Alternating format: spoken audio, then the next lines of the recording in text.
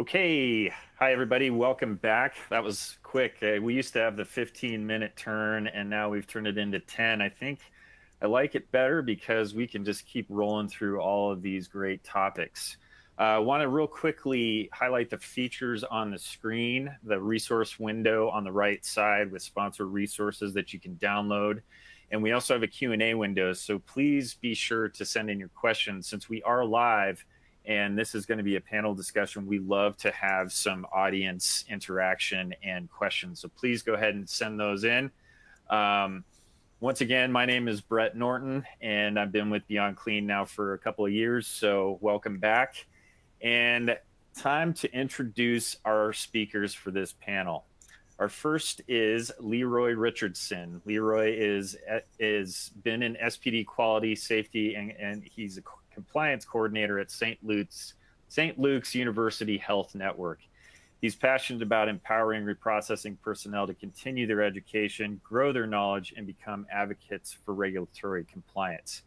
Tracy Raymond is the Director of Education and Onboarding at Vested Medical. Tracy is a quality-driven and passionate SPD leader who is dedicated to educating, training, and mentoring the next generation of sterile processing professionals. Jamie Hinkle is the resource specialist at St. Luke's University Health Network. Jamie is an experienced sterile processing professional who is passionate about providing educational resources through her SPD team. Joining us as a host for this session is my colleague, Bobby Parker, who is the VP of Clinical Solutions here at Beyond Clean, and I'm sure most of you know him from a number of other panel discussions and conferences throughout the years past. The presentation title is HR Pro Tips, Finding, Retaining, and Motivating SPD All-Stars. Where did all the technicians go? It's a question on the minds of every HR professional and SPD manager across our industry, and one we hope to tackle during this action-packed panel discussion. Our panel of experts are joining forces to help equip you with the tools necessary to attract and retain that rock star sterile processing technician for your department. From questions you should be asking during your next interview to the key motivation tactics that will improve your employee engagement with your current team, this discussion will help you build the dream team of high-performing technicians. Please join me in welcoming Leroy, Tracy, Jamie, and Bobby to the virtual stage. All right, thank you so much for that introduction, Brett. And hello, everyone. Good to see you. I think we still got some popping in here. While we get our cameras figured out, I'll give us a bit of an introduction here. Hello, Sterile Processing Universe. Very excited to be bringing this topic to you all today. And thanks again to our sponsor, Census, for making the conference possible today. I love that we are talking about HR tips in a conference about productivity. We can get a little bit laser focused, little tunnel vision, a little bit blinders put on about productivity and crunching numbers and crunching data and fixing processes. And all of those things are absolutely necessary. But when it all boils down to, at the end of the day, is do we have the right people in place? And you know, I'm a big advocate of people over processes. And so it's my hope that this presentation, this panel discussion, is going to draw on the wealth of knowledge, experience, resources that you all bring to the table to share some good tips and tricks to help our leaders out there build some excellent teams of just SPD rock stars. So before we get started, just as a bit of introduction, I know that Brett gave a little bit of bio, but could you say hello to the audience and tell us number of years in sterile processing and maybe what experience you've had with direct reports and HR pro tips? Absolutely. I am Tracy Raymond. I've been in the field since 1995, so almost 30 years. Been a manager for a good probably 20 to 22 years of that. So lots of experience in the hiring and training and so forth. Awesome. Welcome. Good morning. My name is Leroy Richardson. I've been in sterile processing a total of 21 years. The last 11 years I've been a manager. I've had direct reports. I've also supported an education role, and now I'm in the quality role. So developing and helping employees of all levels of experience. Perfect. Hi, I'm Jamie Hinkle. I've been in SPD for 40 years. The last year and a half, I am the resource coordinator, and then 14 years prior to that, I was a supervisor.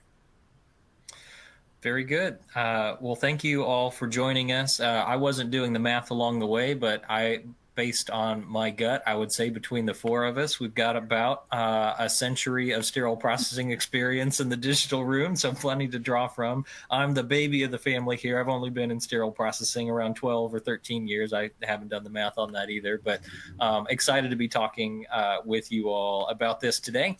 Kind of an icebreaker here to kick this conversation off, because I know that all of you mentioned that that your start in this industry was more on the front lines as a technician. So think back to kind of those early days in sterile processing, and maybe tell us a brief story about the really first motivating experience, either big or small, that you can remember as a sterile processing professional. Sure. For me, the biggest was when I had just recently gotten in the field as a tech. My aunt had to have major surgery, and she happened to have it at the facility I worked at. So getting to talk with the nurses and the surgeon and that type of stuff really kind of lit that fire in me to know and understand that indeed every instrument I touches a patient and their family. Absolutely. Great. I actually will share a similar educational opportunity. Within my first year as a technician, I was being developed and learning to be an independent technician. And I learned or grew my love for SPD from a defect. I made the same quality defect 3 patients in a row in the same day. So my assembly or incorrect assembly of that tray affected 3 patients. And I understood after my follow-up meetings how important our role was. And I made sure to stay focused on that unknown patient that can be affected by our performance. Yeah. I love that story, because as we're getting into motivation, we can get caught up in the idea of thinking about motivation only in a positive sense of, you know, what kind of stereotypical pizza party can we throw to get people, you know, plugged in and bought in and motivated. But oftentimes it's those really negative experiences that we have that we can use to motivate us. I'm thinking about my own sterile processing career and have had a similar experience to that.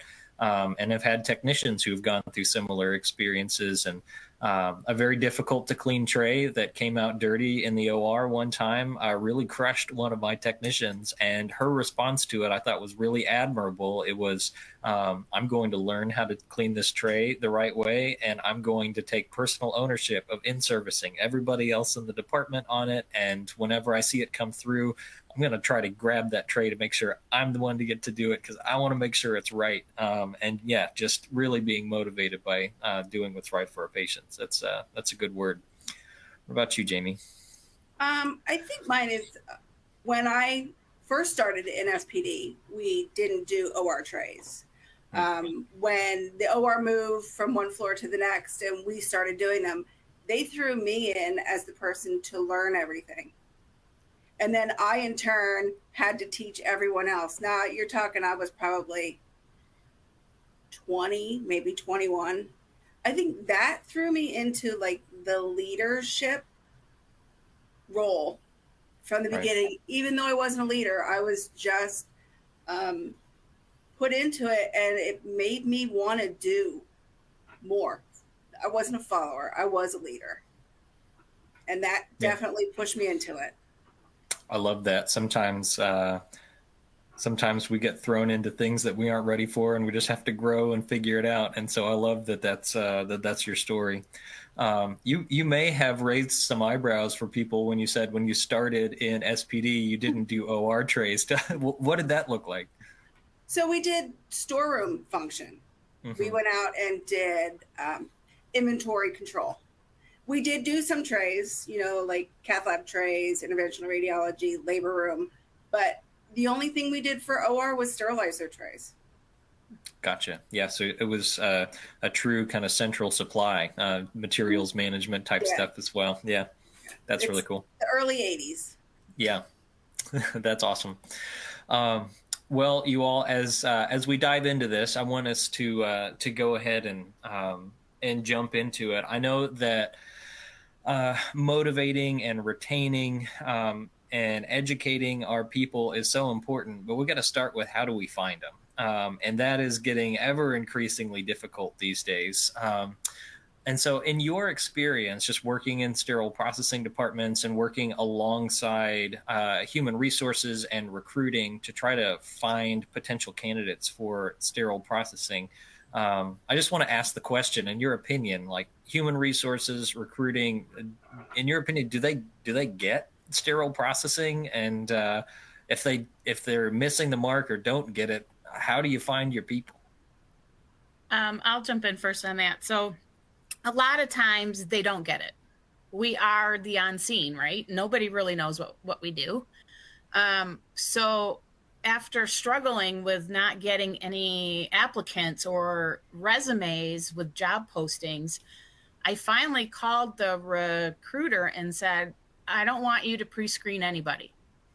I want you to send me every applicant and resume that you get, and I will do my own pre-screening, because we can train the skill if they have the right attitude, customer service skills, and that type of thing. So what they were failing to look at is some of those other aspects that can really make the great SPD tech, form.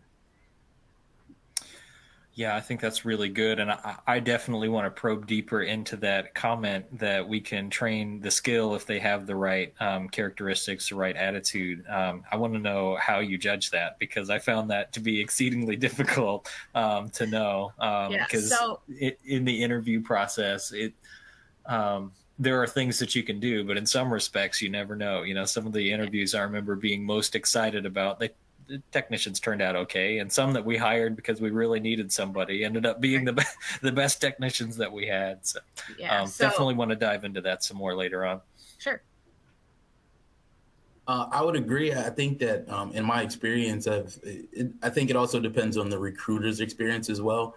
I think if you have a newer recruiter that hasn't been involved in SPD before, they could definitely have some vacancies in understanding, and especially if they only read your job description, it's very brief.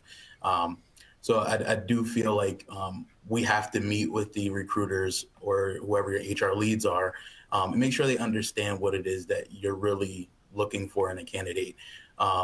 Make sure that the expectations are set. And then as you have applicants come through, I agree with Tracy. I think the pre-screening process should be more led by the SPD leader that can differentiate different experience levels based off of somebody's past work history. So I do think that HRs, they do or they mean to do a really good job, and sometimes they just need education to help you. Yeah. So I know from experience, we've had our HR person come through SPD because they don't know anything about SPD. Mm-hmm. And I think it kind of gives them a sense of what we do. So when they are interviewing or doing the first interview, they kind of understand what they're looking for. Even that doesn't always work, but it does help. Yeah. Yeah, I think that's a really good piece of advice. Rather than going to their office, maybe bring them to yours and walk through the department. All three of you mentioned meeting with your HR representative to kind of realign or maybe just take the reins entirely. Are there any conversation points that you would recommend in that talk to have with your HR representative, of tips and pointers that you want to give to them in terms of looking for candidates, or types of things that you like to see on an applicant's resume that would make them an attractive candidate? If it's okay, I'll jump in there. Yeah. I think in my experience, the reviewing a candidate together, that might be interesting. I think that having the review with the recruiter to understand what did you see that was a positive, or what may have been a red flag that you want to bring forward, and then kind of setting a template and saying, well, this is what we dealt with that candidate, and we wouldn't want to see that in any others either. That might help to set a framework. Yeah, that's a good point. Because then it helps align yourself and what they look at, and then it helps align them with what you're going to look for. For myself, I like to see some sort of a customer service based experience, because that's what we do. Not only are we technical in their trades, but we have to have a customer service mindset. So I kind of like to see if they've had any of that type of skill in their past. Yeah, like a Chick-fil-A kind of background, right? Yeah. We did love those, because they work really hard, and it's their pleasure all the time. So all the time. Yeah, that's a good one. So yeah, customer service, working with your recruiter to look through an applicant. Anything you want to throw in there, Jamie? I think too. So in the Lehigh Valley, we have a lot of warehouses. Mm-hmm. I have had some really good experience with some of those people who've worked in warehouses. They do have customer service. They do know how to pick, because that's what they do all day. And that's what we're doing. Like, we are making sure that the orders are correct. So, yeah. I have to say, the other thing I've always said is, when I'm walking you into my department, if you can't keep up with me, you're probably not going to make it. Yeah. Just the physicality. And I hate to say that, but, like, we've had some people who, like, they just don't, you could tell if they're motivated or not. Yeah. Yeah, for sure. I think, every sterile processing department is different, but all the ones that I've worked in, the level of physicality was up there. And I think maybe that's where it helps bringing your HR representative into the department to see. Maybe they've got more of kind of a lab mentality of what goes on in sterile processing, but there's a lot of moving and lifting and pushing and transporting. And so, yeah, I mean, having that kind of experience for a long period of time in an environment where you need attention to detail and are moving things around in a logistics type environment like a warehouse could be a really good transfer of skill sets, or at least judge of what they can and enjoy doing. The only thing that I would add to that from my experience is length of jobs. I know in any industry, it's difficult to take a chance on a job hopper, but particularly in sterile processing, if they have no prior experience and we're going to train them from the ground up, just the breadth of knowledge that we have to impart in this technically entry-level position is so far beyond the other entry-level positions in the hospital that we can't afford to train somebody for 5 months and then lose them right away. We really need them to be there for 2-3 years if we're going to get a return on investment in the training that we give. And so, there are no promises made in a resume or even in an interview, but at least seeing that pattern of, okay, this person settles into jobs typically for 3 years would be a good thing to see in a resume. So maybe having those conversations with HR could be useful. I want to hit pause on that conversation and say, aren't we being a bit precocious and presumptuous by saying only want these resumes? I imagine a lot of our leaders, particularly out in rural areas, are rolling their eyes at us right now saying, well, I'm glad that you can be choosy about the resumes that you get. I'm not getting at any applicants, and it's getting worse. And I'm sure that you all have experienced that as well with critical staffing shortages. It is getting more and more urgent to find technicians, and it is getting harder to find them. What do you think is the reason for that? Why are we seeing fewer applicants come through? And what have you been doing that would help you be successful in finding people in that kind of environment? It is hard. And I'm not in a rural spot, and it is still hard to get them. I have found that working with a local college, whether they have an SPD course or not, you do have students there that are going for some sort of a healthcare field. So working with them, maybe go into a job fair at their college, do a job fair at the high school.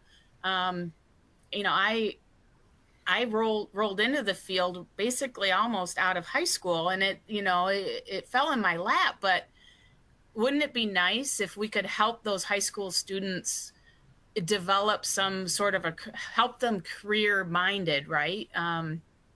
So try something like that.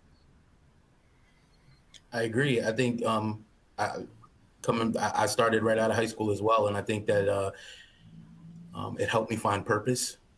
So I think that coming out of high school and not having an idea of what I was going to do or what I wanted to become, and I pursued accounting, and here I am in SPD 20 years later. But I think that having an opportunity to meet with developing minds, so whatever stage you feel that is, helps them to understand that there are options out there. And I think that when we don't, in our area, we've experienced that our collegiate partners don't really have programs specific to SPD. So we had a unique opportunity for us to start our own school, which we're on the heels of starting in the next couple months here.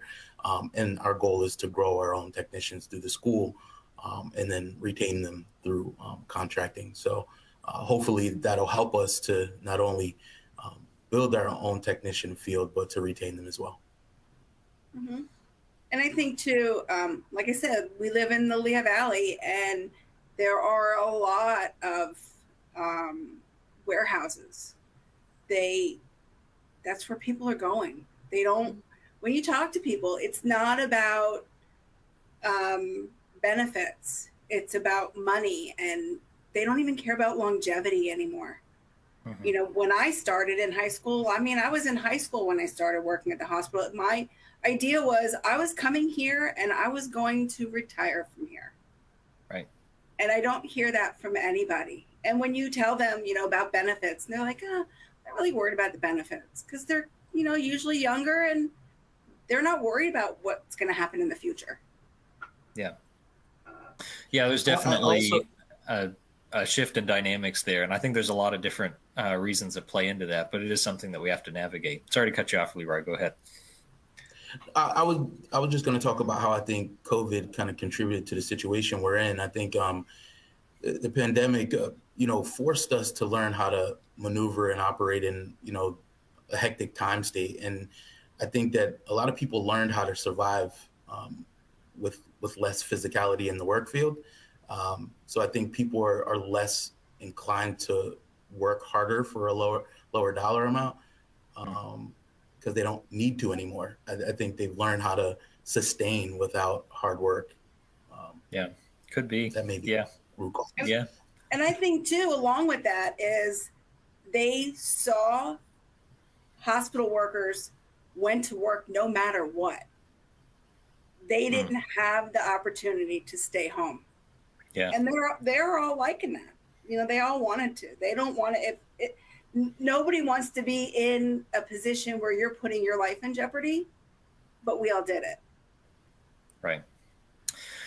Yeah, through COVID and snow days and all those things, hospital workers are there taking care of patients. And I don't know. There are the bright spots out there that find that desirable and want to have a mission and be a part of a bigger purpose. And so I guess the question is, like, how do we find those self-motivated people? My only advice that I would give in a situation where you've got postings out there and no applicants are coming through, or the ones that do come through are ones that you've already interviewed and have decided not to move forward with, is get actively involved in the recruiting yourself. You may say, well, I'm the department manager and I'm also our educator and I'm also our supervisor and I'm also our instrument specialist and all of the hats that you have to wear. I don't know, you're incredibly busy. But some of the best technicians that I've ever found have come through initiatives where on my own I'm reaching out to other partnerships, refugee ministries. There was a military base not terribly far from where I was, and so reaching out to there to help place military wives who are looking for jobs for a couple of years while they're stationed there. We've contacted all of the local colleges to try to get students PRN jobs. The job fairs for high school students is a great way. Whatever you can do to try to create pipelines of recruiting where maybe after you find one or two successful employees from there and they have a good experience and that starts to build a relationship with that resource and maybe their friends hear about it, you can eventually work your way to a place of having a steady stream of applicants come in through that pipeline. Now, that doesn't mean that you're, standing on Market Street with a stack of flyers handing them out every Saturday, but just building some of those relationships in the community where they're thinking to send you applicants rather than just the sit and wait kind of approach of hoping that they're going to see your posting on Indeed and send it to you. I don't know if those tips are helpful. Have you all found those types of activities beneficial?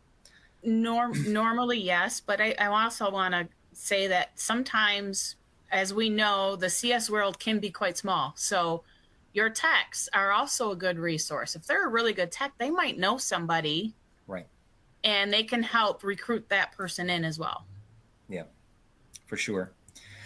One last thing on recruiting here, job postings in particular. Is there anything that you all have seen that has been creative or clever in helping a job posting be more attractive to people, whether advertising, newly updated pay rates or no experience required or things like that, that's helped draw in some applicants that maybe managers could take to their HR department to try out? Sign up bonuses. Yeah, we've done all of those things. I'm sure that a part of our school initiative will have a billboard and we'll have some advertising and some PR opportunity, but definitely incentivizing as well. If you have some administrative dollars to throw at the requisition, that might be a way to get people in.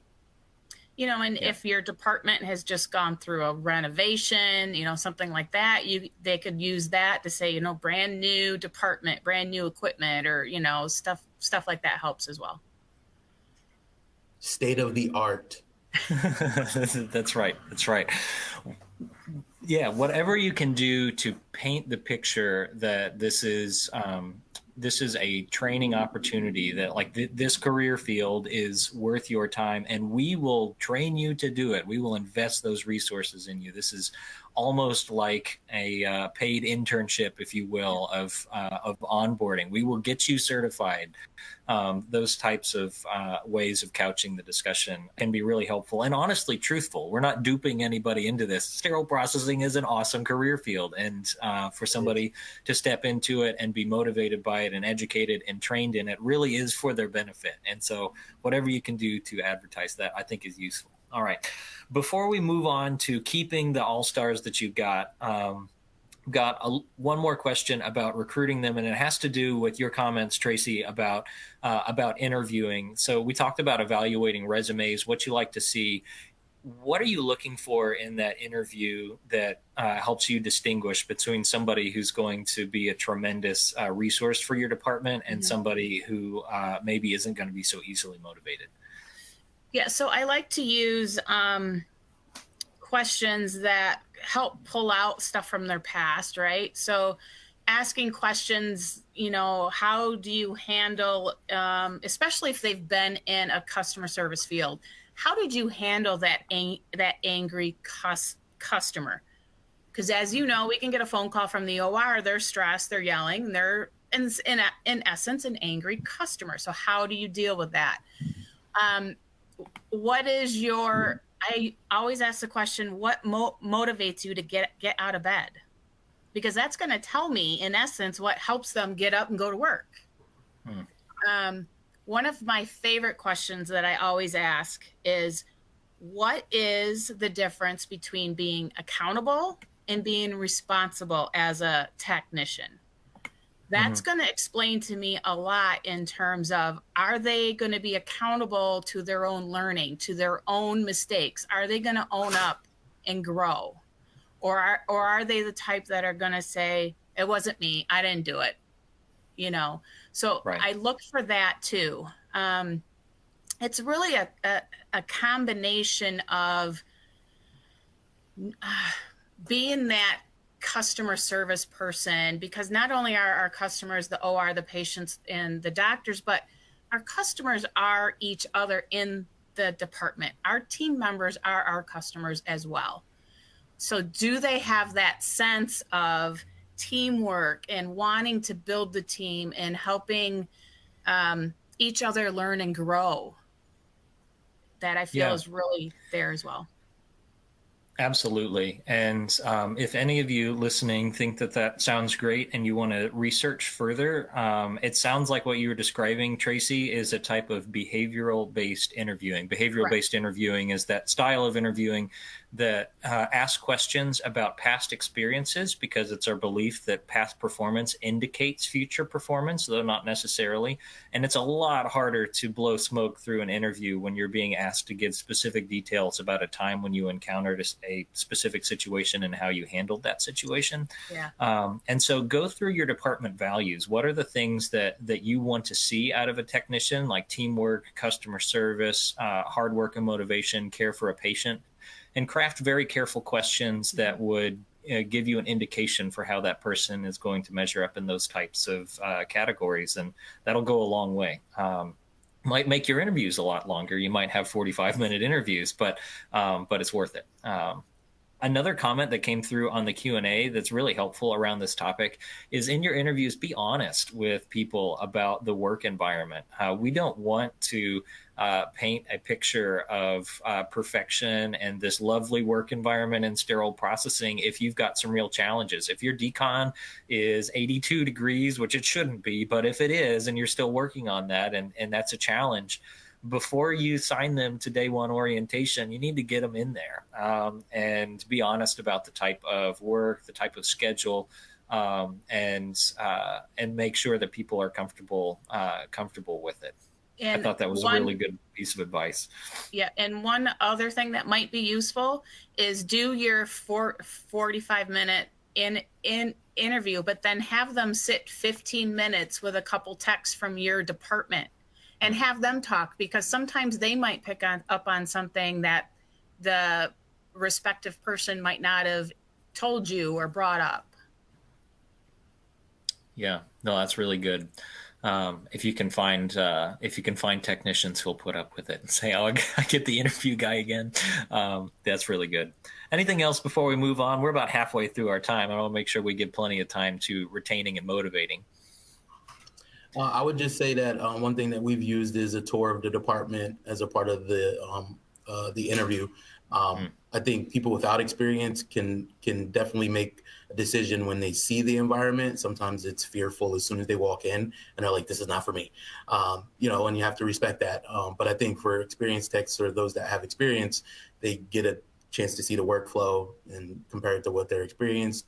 And whether or not it's something that is similar to what they're used to or completely out of the normal, and confuses them right away. So, others look for volume and see a challenge, and, others look at equipment and say, you're outdated. So, I think that the tour helps to set the mind state for the candidate. Yeah, I think so too. So, we've got our technicians in the door now, and we're trying to keep them, and that's getting harder in the industry as labor costs go up and competitive compensation rates, and for all the different potential motivations we already talked about people and their perception of what the good life is in terms of work. So where do you think organizations and sterile processing departments in particular are going wrong with their retention strategy of trying to keep their sterile processing all-stars? Um, doing the same thing you've always done. We get stuck in, and not just sterile processing. I think in life we do what feels comfortable. We do what we always know worked up to a certain extent. And I think, we're challenging ourselves to look at that in the current state and say, what does that look like now? And sometimes you don't really know. So I think that taking different approaches, being open to new perspectives, sometimes getting input from your staff is a good way to understand what they want, what their goals are, where they intend to be, maybe asking if they have a 5-year goal, and then helping them, to develop steps to meet that goal, even if they're not SPD centric. We've had employees that want to be anesthesiologists, and that's okay. Being transparent from their point of view can help us to put them in touch with the right people, show them how SPD contributes to that field they want to go into. And sometimes maybe they stay with SPD overall after they find out more details. But I think you need to probe, and whatever that probing entails, other leaders, other institutes, technicians, other SPD managers and other institutes, in seminars like this. I love that you said that, Leroy, specifically about knowing what the goals of your technicians are, because we can get a bit protective as sterile processing managers. Our role is to take care of those patients and give account for our resources in sterile processing, and that turnover percent number is going to end up on kind of our performance report for the department. But in all truthfulness, not all turnover is bad turnover. And I don't just mean employees leaving that maybe are a help to the department if they're gone. Even some high performers leaving the department sometimes can be a good thing, because you've helped them reach their goal. And so when you know what those goals are, and you are actively invested in helping grow that individual as a person and their career, that type of environment spreads, where people realize that they are cared about, that they are valued as a person. And it builds this culture where things are moving in that sterile processing department. That's not a place where you go for your career to die and you're stuck. That's a place where Leroy is going to actively work and help you meet your goals. Now, we have to be somewhat selective about it. A nursing student who's 3 months away from graduating might not be the best timeline for us. But as you bring somebody on that is actively interested in getting into anesthesia, and you help them along the way, and maybe help them craft a resume to be able to kill that first interview, that those types of actions, those selfless actions that demonstrate that we're about our employees' growth and their best interests, is really contagious and can help build a culture of teamwork and retention. I think that's really useful. Yeah. And, also I think, we need to help our technicians with that work-life balance as well. As we know, the department can be stressful, and we might have young mothers, young fathers, that they might once a month want to attend one of their children's functions, let's say. So try to find a way to somewhat be flexible, so that those technicians can have a good work-life balance and still meet the productivity needs and getting the sets done. I find that they will give you a lot more in return, in terms of, I'll stay extra, I'll come in earlier, I'll help do this, if you help them with their work-life balance. Yeah, I definitely agree with Tracy with that. We have someone who, when her children were young, would not be able to come to work at her time that she's supposed to be here, because she didn't have a babysitter at that time. So she would say, listen, like, I can't come in, but I can come in later. Is that okay? Absolutely. You're still going to be in, you're going to be productive. And if you can, that is the best thing, is to be flexible. It's better than them just calling off and using their time or not getting paid because they don't have any time. Let them be flexible and work with them. And if it means, like, it's only 4 hours, hey, it's 4 hours that they would not have been here. Right. So what I'm hearing from all three of you is creativity. Be creative. Find ways to make it happen. There are limitations to that, obviously, that we can't, create our way out of any particular problem, and we have to treat people with fairness and have to uphold policy. Right? We have to. We can't create beyond the lines of what we're allowed to. But think of creative ways that you can add value for your team. I'm sure that the big question in everybody's mind about retention has to do with compensation rates. Compensation is really important. And I can fully understand somebody in my office saying that, I love this job. I love these people, but I got to feed my family. And this is a great opportunity. And we celebrate those people and let them move on, but it hurts. And so anything in particular that you would say is kind of been one of your secret sauces for keeping technicians, particularly when you know that you're not leading the market in compensation and the hospital across the street will pay them a couple bucks more an hour? I think sometimes that secret sauce is the culture that you have in the department. Do you have one of the better cultures in the area? You might know something about the hospital across the street and their culture isn't there. You may just give them ideas of a way to ask questions or someone to talk to that who works there or something like that, so they at least have the full picture before they leave. Because granted, your facility is not always going to say, all right, well, we'll raise the pay to keep this person. But once you do it for one, you have to do it for all. I'm not, I don't like when they'll say, well, I'll give this person extra, but no one else does. That's not fair either. Right. So maybe it's celebrating and pointing out the differences in the cultures. Yeah, I think that's big. To be able to do that, you have to first develop that culture. Right. But people do stay for bosses who are invested in their growth and for teammates that they love. They've built friendships there because the culture is so collaborative. So it can be done.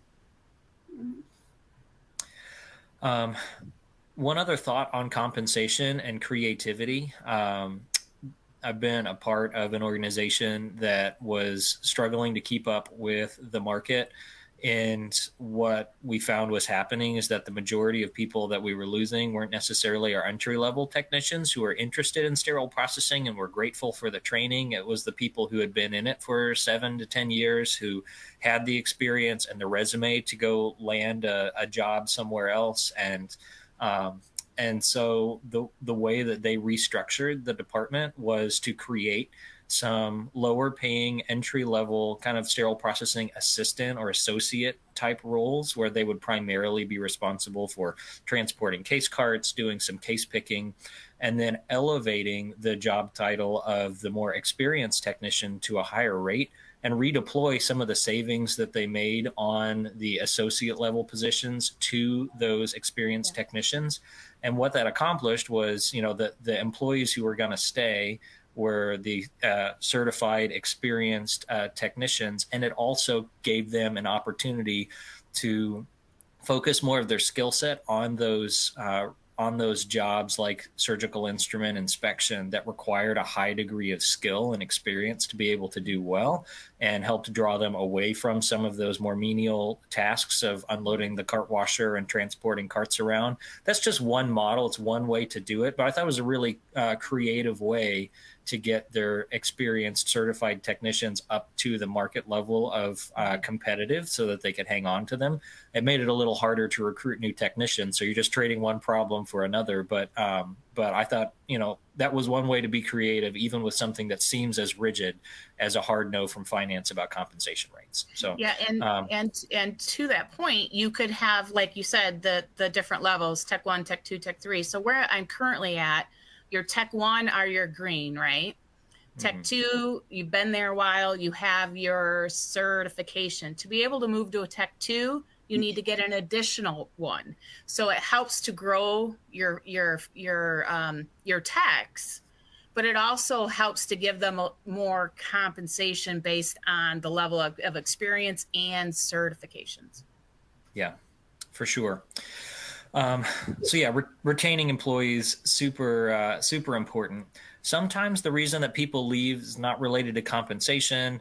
It's not even related to old equipment or anything like that, but just the general culture and work environment. And so if you're in one of those situations where you have some really high performers, but you also have some kind of cultural cancers in the department, what are some things that you can do as a leader to help neutralize the impact of those cultural conflicts and whether or not your high performers decide to stay? I think that we could use a little bit of the last conversation and go into this one, which is a career ladder. I think when you establish a career ladder and you have the opportunity to show your technicians that they have a future, they can grow into becoming an instrument specialist or maybe the endoscope specialist on flexible endoscopes or whatever it may be. I think that the people that you will see grow the most are the ones that want to grow. And it can, I think, in turn, identify the people who are not willing to grow or the ones that are okay with where they are. And then at the other extreme, it can also point out those people that are really more of a cancer and negative force in the department because maybe they don't even take the minimal suggestions to move up to a standard processing. So I think that you could evaluate the situation of your entire tech force by having some future incentives to look forward to that come with a financial increase. If you're going to require multiple certifications, is there, those each job description changes, do they come with an increase? Those things can help people to look forward to the future and, maybe even volunteer for a project that might put them in a position to be up for that position next. A lot of times our particular network likes to see you do the work before the acknowledgement. So you may be on a project for 6 months before you even realize that somebody's paying attention to your performance. And then that becomes an opportunity later for growth. So I think, having a solid culture as a maybe institute and then having a solid culture in your department that you show care and long-term investment. So I think when you have you have a negative person, it creates that cancer, and you need to have some form of a belief or a behavioral a type of thing that you can hold them accountable for. And then you could have discussions with them. This is what's going on. This is what we're seeing. This is what you need to do to get better. And if they don't, unfortunately, for the benefit of your department and everybody's sanity, you really need to help them out the door. Help them find something that they can grow and be successful at that is not going to be where you're at. Yeah. I like what you said about having something that you can point to. Oftentimes what we have tools-wise as a sterile processing department is just a job description and maybe an organizational policy, like, a organizational conduct policy that you can point to. But there's a lot of value in sitting down ahead of time and lining out what are your expectations for the department that you wouldn't necessarily find in a competency document or a job description. Things like cell phone usage on the floor, how to leave your workstation when you're done with your shift, when you can leave the floor to clock out, those types of things that are maybe everybody understood and are spoken, but aren't really written down anywhere. The demeanor with which we will answer the phone, when we offer to help other technicians out in decontam, and just lining out as many of those as you can ahead of time and having that be a part of your annual competency review where people read through those and sign off that they understand that those are your expectations and agree to do those. And that gives you, I'm not sure what the idiom would be, a line in the stand, a signpost to point back to when having those conversations. And it really gives you an opportunity ahead of time to talk about the importance of it, and that this isn't trying to squeeze production out of them, and it isn't micromanagement, but just the painting the picture of the value and beauty of a department that follows these behavioral expectations and what good it is for patient care ultimately, and how disastrous it ends up for patients whenever we don't follow these. And that's kind of the spirit of why they're there. And that can be a great tool for helping deal with those types of issues. and equipping you to have those conversations. And I also love that you said that the point of those conversations is not necessarily to be punitive in nature, but corrective and restorative. And ultimately, if they decide that they're not going to comply with that, it's your responsibility to help them find where they can succeed. And so it may end up in a punitive situation, but even then, it's out of a spirit of compassion for that employee. So, yeah, really solid stuff. With motivation in particular, I know that one of the things that can be really discouraging for technicians who are high performing, who are doing their best, who are coming to work, whose attendance is good, who tend to be your high producers, they're the people who are picking the trash up off the floor, proverbially. And eventually, if they see people continue to be able to just drop their trash on the floor and move along, they're going to get tired of picking it up. Mm-hmm. What are your thoughts on how production and productivity management ties into motivation? And this is kind of the question for why are we talking about this in a presentation conference about productivity? What does productivity have to do with this whole conversation? Typically, your high performers are your high producers, right? I mean, that's normally what happens. So it's a huge part of it. And I think as leaders, we need to find ways to help the medium and low production people get higher, right? So perhaps it's putting in a mentor, this high producer with this lower one, so that they can help them and grow. Perhaps it's having a little fun. If you have a day where it's maybe not as busy, well, let's throw together a fun of how quickly we can throw together a tray and it's the most accurate. Try to have a little fun with also trying to increase people's work. Try to be transparent. If you can, post people's productivity up on the wall. It does help create a little bit of competition. You have to do it carefully because you don't want to fall into a bad spot with HR. So make sure that they're on board. But, try to think of ways that you can help that. Yeah. Any other thoughts you all want to throw in? I know when we were coming back from the pandemic, we had some new people, and one of the people, she was a newer employee, and she used to be the one to be, come on, let's have a competition of, let's see who can do this the fastest and right and make sure it's clean. And I have to say, it worked. It worked. Like, they want to have fun. I mean, I remember when I first started, we had fun. We had fun all the time. Now it seems it's so,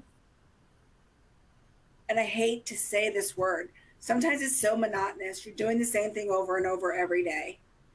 The good thing is if, everybody gets along, it really helps.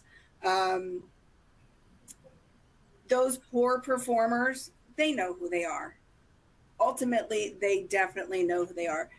Nobody wants to have to let anybody go, but at some point it has to happen. And they do know. And I think, I think they are just waiting for someone to help them out the door. And sometimes it's their coworkers. They're honest with them. Yeah. I know as a leader, I could not say to them, if you're not happy here, you can leave. Like, I couldn't say that to them. Well, I could, but I didn't want to, be in HR. Right. But there were people who, there are some of their coworkers who would say to them, listen, if you're not happy here, there's other jobs. And not even out of the hospital. There's other jobs in the hospital. Yeah. Maybe SPD is just not for you. We've all seen that. So as you're thinking about creating some of those types of fun environments for production to try to help improve morale and motivation, and particularly help out those technicians who are, carrying a larger portion of the work than they really should have to, and they're discouraged about other people. Do you have any particular tools that you like to use that you have been creative ways to help improve morale around productivity and help out in particular? I know, Tracy, you mentioned posting people's production on the wall and doing it in a way that is creative and won't get you in trouble. If you all have seen any creative ways to do that maybe our audience could consider putting into practice. We've done that. Sorry, we've done that. Like, we gave people a number. So I would be number 17, and like randomly give them numbers. Yeah. So they could go and they could see, or, like, see what their productivity was, or what their problems are. We would get a report from the OR every day. So it kind of, nobody really knows except for that person. Sure. And you could use teams. You could have, build, team A, B, and C, let's say, and you mix them up. You have high producers, lower, and use that too, because I think then the teammates will help that person that needs to be brought up a bit. Yeah, I've seen that work really well as well, scrambling teams every month or quarter, and they know who their teammates are, and they're, creates a little bit of kind of internal team competition in the department that's mutually encouraging to one another. I was actually going to mention that, if you have one individual that's motivated for their own improvement, sometimes matching them with somebody else might help to boost that person's focus as well. So yeah, sometimes people have their own initiatives that they can compare for themselves. Maybe I did 100 trays this week, and I want to do more than that next week, so maybe I can compete with myself as well. Okay. That's good. We have mostly, and when we've been talking about motivation, been talking about motivation for the team in general, or how do we help that high performer? But with the last kind of 2 minutes of conversation we have, do you have any advice for individual motivation? How do you help that one technician when you're having that conversation with them in the office or maybe out on the floor? How do you help that one technician with finding a new gear and really being motivated to give it their all? I think you need to probe a bit. You need to find out, what's going on in with them in their life. There might be something going on that you have no clue about. Mm-hmm. And maybe by probing, you can help them and assist them. And then show them you care is huge. Show them that you are there to assist them. They might have an idea that you might not have thought of that will help them to reach that next level. So it's really about trying to form a relationship, an individual, professional relationship with each tech that reports to you. Yeah, we call that connect the purpose. Connect the purpose individually, or what's your position in the department, in the hospital, in the network.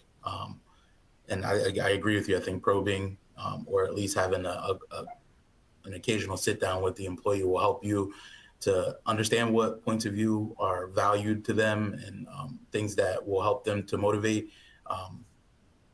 My motivation is the safety of myself and my family. And that's what pushes me every day. So sometimes it's something that's right in front of their faces that they just have to connect to. Right. And, and do it more frequently than, every 6 months or at their yearly. I like to try to do one-on-ones, scheduled one-on-one times with the techs. Now, granted, that's going to be dependent on how many people actually report to you, but do it in a more frequent basis. No one wants to hear that there's issues, at the quarter level or the semi-annual level, or God forbid, at your yearly, right? Right. So it needs to be done, scheduled at one-on-one time. Yeah, and that takes a lot of the taboo fear out of having, going to the manager and reporting what's going on. If you know that I'm going to talk to Tracy again this month, it just creates that open environment to talk about what's really going on. I love that. Absolutely. Jamie, I want to give you the last word. We're about out of time, but I want to make sure that you get to speak to this. So I think too, definitely finding out if there is something going on with somebody, if they're making a lot of mistakes, they're having issues. There is definitely a correlation with home life and work life. Mm-hmm. I've seen it a lot, and I think sometimes when they open up about it, and then what's going on, like if they're having issues doing assembly, and they're like, I can't function there, like then you don't put them there. Like if they feel more comfortable in decontam and they're doing okay, then put them there until they get through whatever is going on. Right. Yeah. There's that creative flexibility again coming around. Be involved.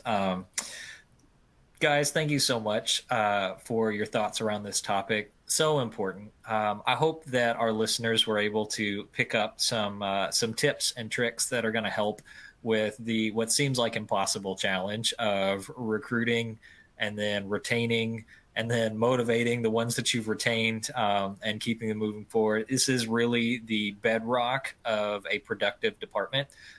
Your culture will, at its base, either die or succeed based on how you do these three things. And so I hope it's been encouraging and helpful. I would encourage you all, listeners, to connect with our panelists. I believe they're all on LinkedIn or by email. You should be able to find their contact information in the resources section of your screen. I'm sure they would love to talk with you further about these tips or tricks, or if you heard about a particular resource or an idea or something that they did in their department, who knows, maybe they've got a document that they'd email over to you to help you on your way. So I would encourage you to do that. And since we're out of time, I want to welcome our host back in, if he's still with us, to carry us on to the next session. Thanks, Bobby. And Thank you, Jamie, Leroy, and Tracy. That was really good. A lot of good insight. And I think, Bobby, you would probably agree with this, that, when we're talking about sterile processing, we're talking about people, and we're talking about people working a very, very complex job. And so, ultimately it is about the people and working with them and recognizing their challenges, recognizing their skill sets, and try to orient your department around those various modalities. I think it's very important. So thank you, everybody. Really appreciate it. As Bobby pointed out, we do have the speaker or panelist information on the screen there. So please feel free to reach out to them for additional questions. And we are going to be back here in about 8 minutes. So I'm going to give you a breather so you can grab some coffee or some lunch on the East Coast. And we'll be right back. Thanks again, everybody.